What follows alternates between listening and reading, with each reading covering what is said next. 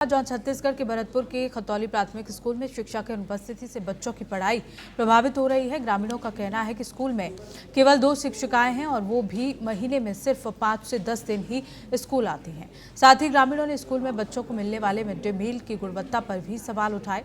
ग्रामीण ने शिक्षक विभाग से जल्द ही इस समस्या के समाधान की मांग की है।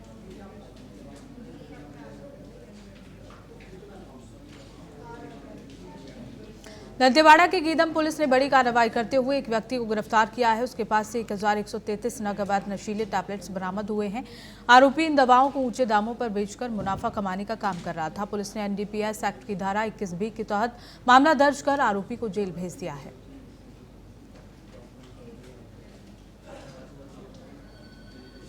कोरबा में प्रधानमंत्री आवास योजना की राशि वितरण में बड़ी गड़बड़ी सामने आई है। एक ही नाम के 2 हितग्राही इंद्रपाल को योजना में स्वीकृति मिली थी, लेकिन विभागीय गलती से दोनों की राशि इंद्रपाल अगरिया की पत्नी विनीता अगरिया के खाते में चली गई। विनीता ने समझा कि दोनों को लाभ मिला है और घर का निर्माण शुरू कर दिया।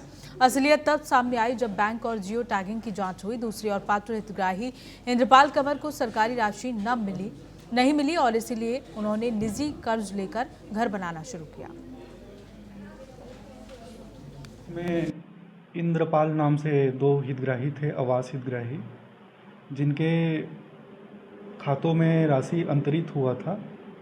उसके बाद एक और जो इंद्रपाल बुद्धू राम नाम की पत्नी, जिनका नाम विनीता है, उनका भी खाते में राशि अंतरित हो गया था। तो एक ही परिवार में 2 हितग्राही के नाम से आवास स्वीकृत नहीं होता। वो आधार बेस से पेमेंट होने के कारण पति पत्नी दोनों के खाते में राशि अंतरित हो गया था, जिसके चलते उन लोग के द्वारा ये समझा गया कि हमारे नाम से 2 आवास स्वीकृत हुए हैं और उन लोगों ने आवास लगभग बना लिया है। जो महिला है वो बोल रही है कि मेरे को दबाव कर रहे हैं। वो कोई दबाव नहीं कर रहे हैं, मतलब जो गांव में समझौता हो जाए वही ठीक है। सरपंच सचिव के द्वारा, रोजगार सहायक, आवास मित्र के द्वारा वो निर्णय कर लेते हैं। हम न सीओ सर न उनको दबाव दे रहे हैं, न कोई अधिकारी दबाव दे रहे हैं उनको। वो सब गलत बात है। वो सर तो वैसे बोले नहीं है कि मतलब वो दबाव करके मतलब ज़मीन पे। पंखाजूर के परलकोट जलाशय का पट्टा आवंटन पिछले 1.5 साल से लंबित होने से करीब 200 मछुआरों के सामने रोजगार संकट खड़ा हो गया है। परलकोट मछुआरा सहकारी समिति और भारतीय किसान संघ ने मुख्यमंत्री के नाम ज्ञापन सौंपते हुए चेतावनी दी है कि 7 दिन के अंदर अगर पट्टा आवंटन नहीं हुआ तो मछुआरे जलाशय में उतरकर जल सत्याग्रह करेंगे। समिति ने आरोप लगाया कि सभी दस्तावेज सही होने के बावजूद उन्हें लीज नहीं मिल रही है और बाहरी समिति को लाभ पहुंचाने की कोशिश की जा रही है। मत्स्य समिति जो इतने सालों से 1.5 सालों से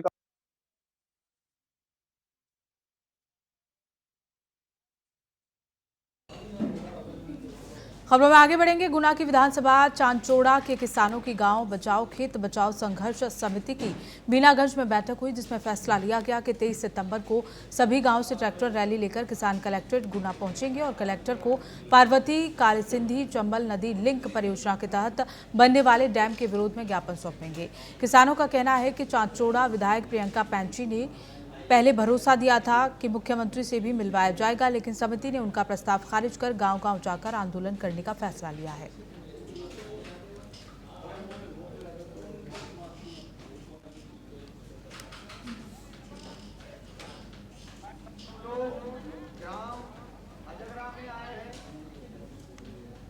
खबरों में आगे बढ़ेंगे। मध्य प्रदेश के आगर मालवा जिले के सुसनेर में मां 64 योगिनी मंदिर न केवल नगर बल्कि पूरे क्षेत्र का प्रमुख श्रद्धा केंद्र है। माना जाता है कि यहाँ मां 64 योगिनी की प्रतिमा धरती से प्रकट हुई थी, जिससे ये मंदिर ऐतिहासिक और अलौकिक महत्व रखता है। नवरात्रि के दौरान हजारों श्रद्धालु माता के दर्शन और भव्य आरती में भाग लेने के लिए यहाँ आते हैं। मंदिर सुसनेर में स्थित है, बहुत प्राचीन मंदिर है। इस मंदिर में ये विशेषता है कि यहाँ नगर कोट की महारानी है और यहाँ पूजन जब होती है तो सबका काम सिद्ध होता है। बहुत प्राचीन मंदिर। इस मंदिर में श्रद्धालु दूर दूर से आते हैं और यहाँ पहले प्रथा थी कि कुछ बलि सिस्टम था, तो ये नगर से बाहर था ये स्थान। इस मंदिर में जो भी दर्शन करने बाहर से आते थे, तो एक बड़ का पेड़ है, उस पेड़ के फिलहाल के लिए मध्य प्रदेश और